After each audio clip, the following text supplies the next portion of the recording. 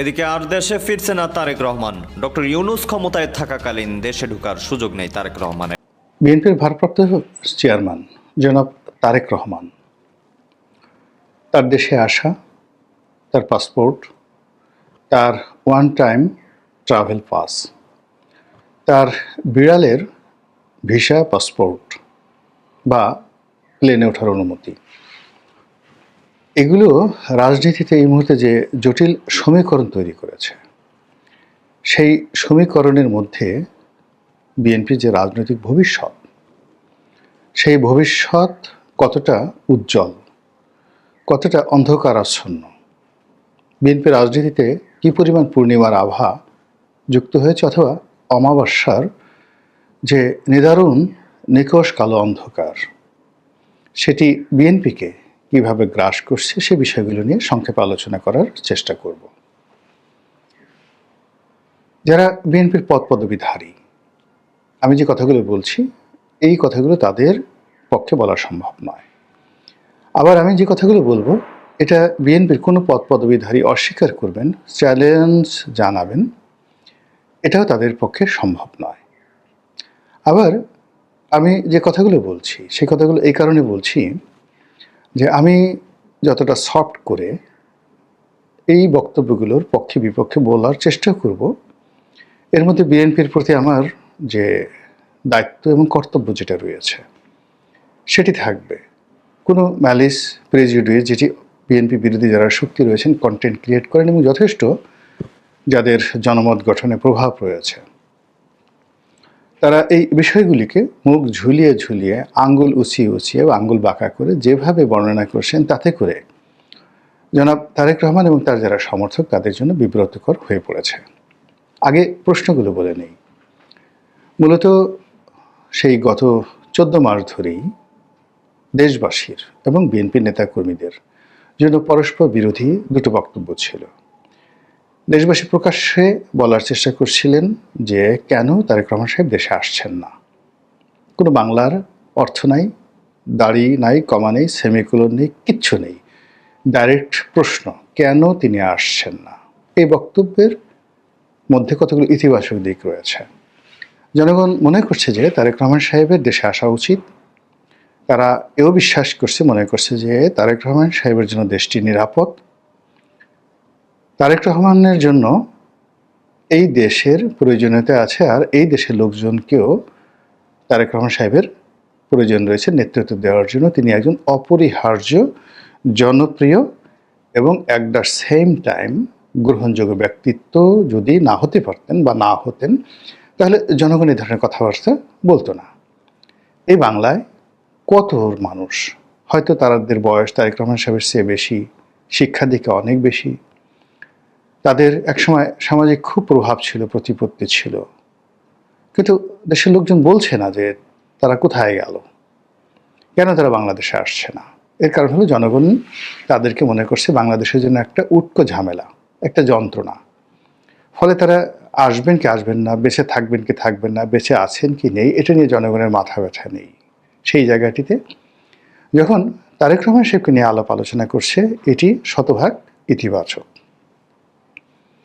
এটা নিয়ে কোনো নেতিবাচক চিন্তা করার কোনো হেতু নেই। এখন বিএনপি যেটা পারত সেটি হলো জনগণের এই দাবিটাকে সম্মান জানিয়ে কোনো কথা না বলা। এটা ছিল সর্বোচ্চ। এর কারণ হলো যে তারেক রহমান সাহেব যে কেন আসছেন না, কী কারণে আসছেন না, এটা বিএনপির শীর্ষ পর্যায়ের নেতারা খুব ভালো করে জানেন, আর তারেক রহমান সাহেবও জানেন। কাজে সব কথা তো আসলে জনগণকে বলতে হয় না। এত 18 কোটি মানুষের কাছে আপনি জবাবদিহি করে সবাইকে রাজি খুশি করানোর যে চেষ্টা, এটা আপনি পারবেন না। কিন্তু বিএনপি সেই কাজটি ইচ্ছাই হোক অনিচ্ছাই হোক তারা এই কাজটি করেছে, এবং তারা জনগণের আশা আকাঙ্ক্ষার সঙ্গে তারা কমপ্লাই করার জন্য বা সমঝোতা করার জন্য বা জনগণের আশা আকাঙ্ক্ষাকে তুলে ধরার জন্য, আফোর্ড করার জন্য তারা বলেছেন এই নেতা আজ আসবেন, কাল আসবেন, এলেন বলে। তো এই যখন একটা অবস্থা চলছিল, তখনও জনগণ মনে করছে না আচ্ছা ঠিক আছে, নির্বাচনের তফসিল ঘোষণা করলে হয়তো তিনি আসবেন। এবং এই তার যে আগমন, সেই আগমনকে কেন্দ্র করে বাড়ি সাজানো হচ্ছে, গাড়ি কেনা হচ্ছে, সিকিউরিটি বাহিনী নিয়োগ দেওয়া হচ্ছে, বন্দুক কেনা হচ্ছে, মানে পুরো যে শ্বাস রব, এটার মানে 1% তো দূরের কথা, বিএনপি রাজনীতি বা তারেক রহমান সাহেবের রাজনীতি, প্রধানমন্ত্রী হওয়া, আগামী দিনে দলকে নেতৃত্ব দেওয়া, এই কাজের জন্য এই যে প্রচারণাগুলো হয়েছে, এই প্রচারণাগুলোর কোনো প্রয়োজন ছিল না। ভীষণ রকম অপ্রয়োজনীয় কথাগুলো বলা হয়েছে। আমি অবাক হয়ে যাই যে বিএনপির শীর্ষ নেতৃবৃন্দ সালাউদ্দিন সাহেবের মতো প্রাজ্ঞ রাজনীতিবিদ, তারাও এই জনগণের ইচ্ছার সঙ্গে, আকাঙ্ক্ষার সঙ্গে, কথার সঙ্গে কমপ্লাই করেছে। আর জনগণ যাতে এই কথাগুলো বেশি বেশি বলে, এজন্য আবার মাঝে মধ্যে যারা আওয়ামী লীগের লোকজন আছেন, জামাতের লোকজন আছেন, তারা তারেক রহমান সাহেবের বিরুদ্ধে নানা রকম নেতিবাচক কথা বলে তাকে প্রভোগ করেছেন। খুবই আপত্তিকর। লন্ডনে বসে এটা হবে না, তারপরে লন্ডনে বসে দল পরিচালনা করা যায় না, আর তার আশারই কি দরকার, সে তো বাংলাদেশ থেকে সেই লন্ডনে হাজার হাজার কোটি টাকায় কত কয়েক মাসে নিয়ে গেছেন, পাচার করেছেন, নতুন গাড়ি কিনেছেন, 4-5টা, এক একটা গাড়ির দাম 10 কোটি 20 কোটি, এরকম নানা রকম যে সকল প্রোপাগান্ডা চালানো হয়েছে, বিএনপি এগুলোতে রেসপন্ড করেছে। বিএনপির অনেক নেতাকর্মী যারা আছেন শীর্ষ পর্যায়ে, তারা বলার চেষ্টা করেছেন না, তার নেতার গাড়ি নেই, এই যে যে গাড়িটা দেখেছেন লন্ডনে, এই গাড়ি অন্যের। তারপর তিনি খুব ভাঙাচোরা গাড়িতে চড়েন, তারপর তিনি একটা খুব ছোট রুমে থাকেন, যেখান থেকে তিনি স্কাইপেতে আসেন। সেই রুমটা যে একেবারে একটা কবরের মতো ছোট একটা রিডিং রুম, হয়তো 4 ফিট বাই 4 ফিট এরকম ছোট একটা রুম। এটা প্রমাণ করে তার দারিদ্রতা প্রমাণ করার চেষ্টা করা হয়েছে। এবং সে যে ওখানে খুব সাধারণ জীবনযাপন করেন, মেট্রোতে চড়েন, তারপর বাসের জন্য অপেক্ষা করেন, একা একা ঘোরাফেরা করেন, এই বিষয়গুলো অতি মানবীয়, অতি সাধারণ, যাকে বলা হয় সুপারম্যান থেকে বানানোর জন্য বিএনপির যে সকল লোকজন বুদ্ধি দিয়েছে এবং প্রচার করেছে, তারা মূলত তার সর্বনাশ করেছে। এটা দরকার ছিল না। তিনি শহীদ প্রেসিডেন্ট জিয়াউর রহমান সাহেবের ছেলে, বেগম জিয়ার ছেলে, 3-3বারের প্রধানমন্ত্রী, রাষ্ট্রপতির ছেলে, প্রধানমন্ত্রীর ছেলে, সেনাপ্রধানের ছেলে।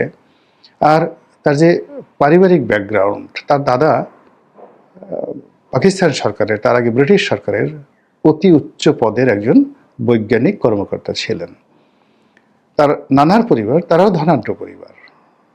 মানে আপনি চিন্তা করুন যে পাকিস্তান জমানাতে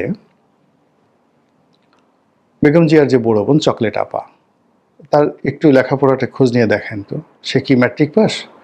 না, বিএ পাস করতে গিয়ে 4 বার ফেল করেছেন। তার এডুকেশন কোয়ালিটিটা কি? তারপর যে তার যে মামা সাইদ ইস্কান্দার, অন্যান্য যারা মামা আছেন, মানে তাদের অবস্থা কি?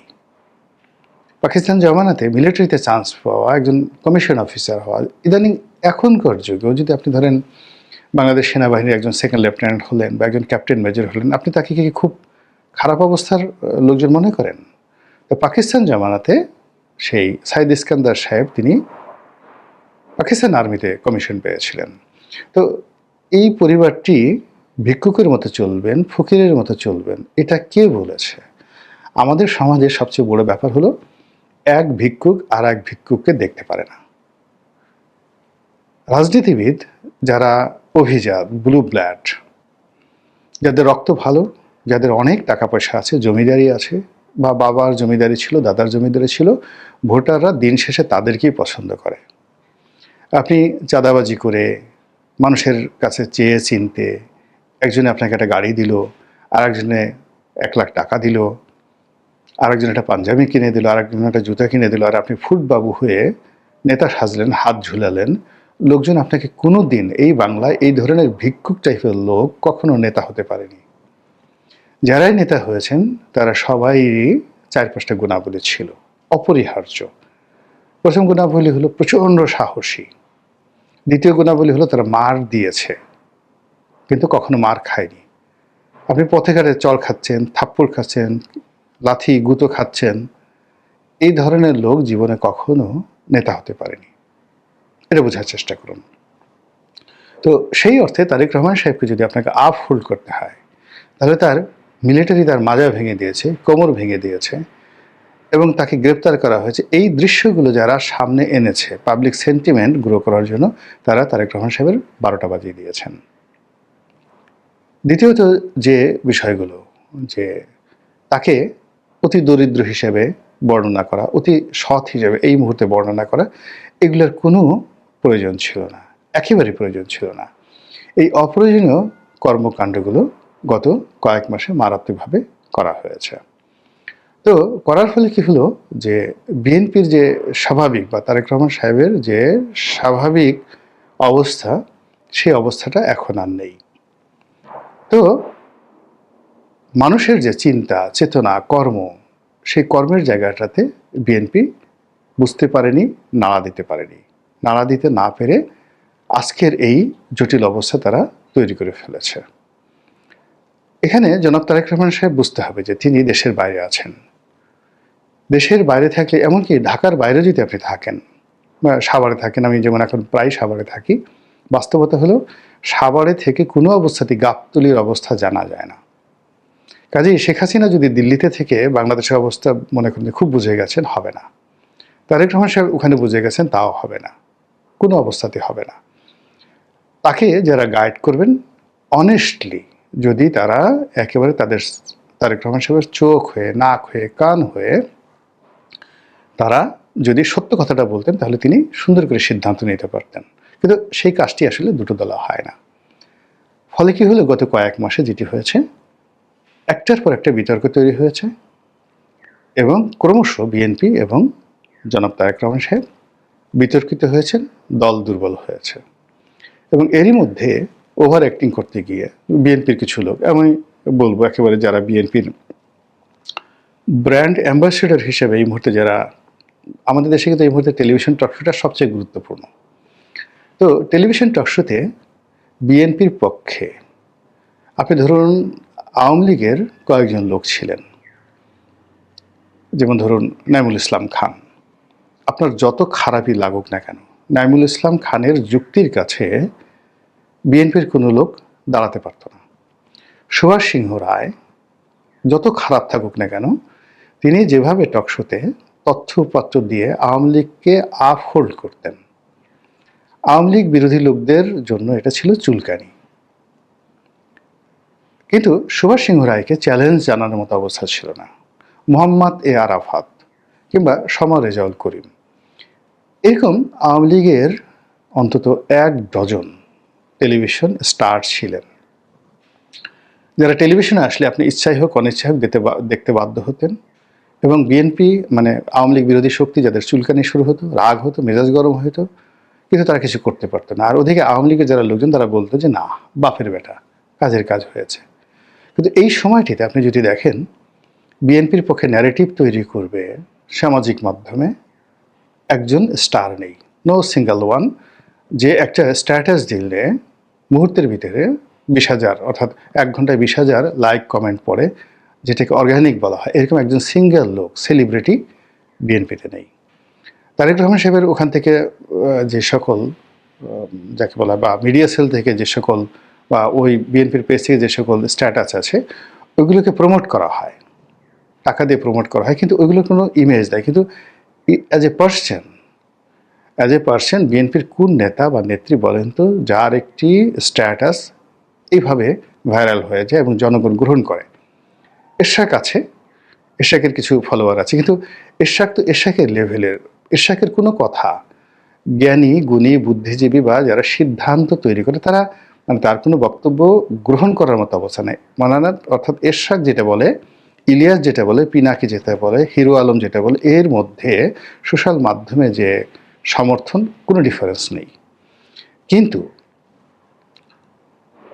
ধরুন সেই ডক্টর জাফর ইকবাল আওয়ামী লীগের পক্ষে যে ন্যারেটিভ তৈরি করতেন, কিংবা ধরুন মুনতাসির মামুন যে কাজটি করতেন, সেই কাজটি তো বিএনপির কেউ করতে পারছে না, নো ওয়ান, একজন বুদ্ধিজীবী নেই। দ্বিতীয়ত হলো যে বিএনপির পক্ষে লিখবে যেটা আওয়ামী লীগের আবেদ খান ছিলেন, আওয়ামী লীগের মুনতাসির মামুন সাহেব ছিলেন, এবিএম মুসা সাহেব ছিলেন, আরও অনেক লোক, আব্দুল গাফফার চৌধুরী লেখেন, আব্দুল গাফফার চৌধুরী লিখবেন আর সেটা পড়বে না, এর কোনো লোক নাই। এখন বিএনপিতে কিন্তু বেশ কয়েকজন ভালো কলাম লিখতেন একটা সময়। মাহমুদুর রহমান আমার দেশের উনি লিখতেন, জায়জাদিনের শফিক রেহমান লিখতেন, রয়টার্সের আতিকুল হক ছিলেন, তিনি লিখতেন। অসাধারণ তাদের মানে দক্ষতা ছিল কলম সৈনিক হিসেবে। এখন দেখেন তো বিএনপির একটা লোক 1000 ওয়ার্ড বাংলা সুন্দরভাবে লিখতে পারে, আর সেটা সুখপাঠ্য, মানুষ পড়বে, এরকম একজন সিঙ্গেল লোক বিএনপিতে নেই। সিঙ্গেল লোক নেই, কোনো পত্রপত্রিকার সঙ্গে তাদের সম্পর্ক নেই।